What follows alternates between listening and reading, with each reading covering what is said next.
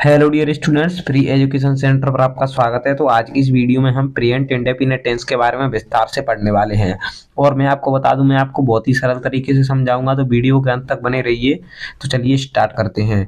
तो सबसे पहले हम पढ़ेंगे पहचान, क्योंकि पहचान ही सबसे जरूरी होती है। पहचान से ही पता चलता है कि यह कौन सा वाक्य है। तो वाक्य के अंत में ता है, ती है, ते हैं आदि शब्द आते हैं, ये इसकी पहचान है। जैसे राम बाजार जाता है, तो वाक्य के अंत में क्या आता है? ता है। अब उसके बाद अफर्मेटिव सेंटेंस। तो देखिए, वाक्य तीन प्रकार के होते हैं। पहले अफर्मेटिव सेंटेंस, जिनको हिंदी में बोलते हैं सकारात्मक वाक्य। दूसरा नेगेटिव सेंटेंस, जिनको बोलते हैं नकारात्मक वाक्य। और तीसरा प्रश्नवाचक वाक्य यानी अफर्मेटिव सॉरी इंट्रोगेटिव सेंटेंस। तो देखिए, सकारात्मक वाक्य में कैसे वाक्य आते हैं? सकारात्मक वाक्य में साधारण वाक्य आते हैं, और नकारात्मक वाक्य में वाक्य में नहीं लिखा आता है बीच में, जैसे किसी कार्य के बारे में मना किया जाता है। और प्रश्नवाचक वाक्य में, तो प्रश्नवाचक वाक्य में प्रश्न पूछा जाता है। अब सबसे पहले हम अफर्मेटिव सेंटेंस पढ़ेंगे, उसके बाद नेगेटिव सेंटेंस पढ़ेंगे, और अब इंटरोगेटिव सेंटेंस पढ़ेंगे। तो देखिए, सबसे पहले अफर्मेटिव सेंटेंस के रूल जान लेते हैं। तो एक वचन कर्ता के साथ मुख्य क्रिया में एस या ईएस जोड़ते हैं। अब ये एक वचन कर्ता क्या होता है? तो देखिए, मान के चलो ये वाक्य है, राम बाजार जाता है। तो इसमें जो कार्य करने वाला होता है उसको बोलते हैं हम कर्ता। इंग्लिश में बोलते हैं सब्जेक्ट, और हिंदी में बोलते हैं कर्ता। कर्ता। और उसके बाद जो काम कर रहा है उसको बोलते हैं हम क्रिया। इंग्लिश में बोलते हैं वर्ब, और हिंदी में बोलते हैं क्रिया। तो देखिए, यहाँ पर कर्ता राम है, क्रिया जाना है। अब उसके बाद जो बचता है उसको बोलते हैं कर्म यानी ऑब्जेक्ट। जिस कार्य को किया जाता है उसको बोलते हैं कर्म, इंग्लिश में बोले तो ऑब्जेक्ट। तो यहाँ पर कर्ता दो प्रकार के होती हैं, एक वचन और बहुवचन। एक वचन जो एक होगा तो एक वचन है, और एक से अधिक होगा तो बहुवचन है। और मैं आपको अभी बता दूंगा एक वचन कर्ता में कौन कौन से आते हैं, बहुवचन कर्ता में कौन कौन से आते हैं। तो देखिए, यहाँ पर एक वचन कर्ता में आते हैं ही, सी, इट, नेम। ही का अर्थ है वह, सी का अर्थ भी है वह, ये स्त्री के लिए प्रयोग किया जाता है। और इट का मतलब ये दोनों होते हैं, यह वह। यहाँ पर सब्जेक्ट नहीं होता, वहां पर इट लगा दिया जाता है। उसके बाद है नेम। नेम का मतलब किसी का नाम। और बहुवचन कर्ता में आते हैं आई। आई यानी मैं, बी यानी हम, यू यानी तुम, और दे यानी वे। ये बहुवचन कर्ता है, ये एक वचन कर्ता है। आइए देखते हैं। अब यहाँ पर एक वचन कर्ता के साथ मुख्य क्रिया में एस या ईएस जोड़ते हैं। मुख्य क्रिया क्या होती है? तो जो वाक्य में क्रिया होती है उसी को मुख्य क्रिया कहते हैं। उसके बाद है बहुवचन कर्ता के साथ एस या ईएस नहीं जोड़ते हैं। तो सिंपल सी बात है, यहाँ पर एक वचन कर्ता के साथ एस या ईएस जोड़ना है, और बहुवचन कर्ता के साथ कुछ भी नहीं जोड़ना है। अब ये फॉर्मूला निकल के आता है कि सब्जेक्ट माने कर्ता प्लस वर्ब की फर्स्ट फॉर्म। देखिए, क्रिया की तीन अवस्थाएं होती हैं, फर्स्ट फॉर्म, सेकंड फॉर्म और थर्ड फॉर्म। अगर आपने ये नहीं पढ़ी है तो उसका लिंक आपको डिस्क्रिप्शन बॉक्स में दे दूंगा, जहां पर मैंने क्रियाओं को पढ़ाया है, और फर्स्ट फॉर्म, सेकंड फॉर्म और थर्ड फॉर्म भी बताई हैं। उसके बाद एस या ईएस, तो इसमें ये बताया गया था एस ईएस, तो ये एस या ईएस। उसके बाद ऑब्जेक्ट। जैसे अब वाक्य बनाने से और अच्छे से समझ में आ जाएगा, इसके माध्यम से मैं आपको समझाता हूँ। जैसे वह खाना खाता है, तो देखिए इसमें कर्ता कौन होगा? वह। तो सबसे पहले वह की अंग्रेजी लिख देंगे, तो यहाँ पर वह की अंग्रेजी लिख देते हैं ही। अब मैंने आपको बताया ही एक वचन कर्ता में आता है, तो यहाँ पर लिखा है एक वचन कर्ता के साथ मुख्य क्रिया में एस या ईएस जोड़ते हैं। किसमें? मुख्य क्रिया में। उसमें क्रिया क्या है? खाता है, यानी खाना क्रिया है। तो खाने की अंग्रेजी ईट, ईट। अब एस या ईएस। अच्छा, एक बात और, अब ये कैसे पता चलेगा कि एस जुड़नी है या ईएस? तो देखिए, मैं आपको बताता हूँ। ये एस या ईएस जुड़ती है क्रिया में।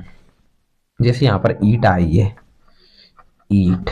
तो देखिए, यदि किसी क्रिया का जो अंतिम अक्षर है, जो लास्ट का अक्षर है, यदि वो ओ, एस, एच, एक्स, जेड, अगर इनमें से कोई आता है तो वहां पर हम लगाएंगे ई एस। क्या लगाएंगे? E S. और बाकी सभी के साथ एस। यहाँ पर ई ए टी, ईट है, तो यहाँ पर लास्ट में टी आया है, तो यहाँ पर हम एस लगाएंगे। अगर जैसे मान के चलो गो आ जाता, तो वहां पर लास्ट में ओ है, तो ओ, एस, एच, एक्स, जेड, इनके साथ लगेगी ई एस, तो यहाँ पर हम ई एस लगाते। तो यहाँ पर क्या लगेगा? एस। तो यहाँ पर E A T S, eats, he Yeats.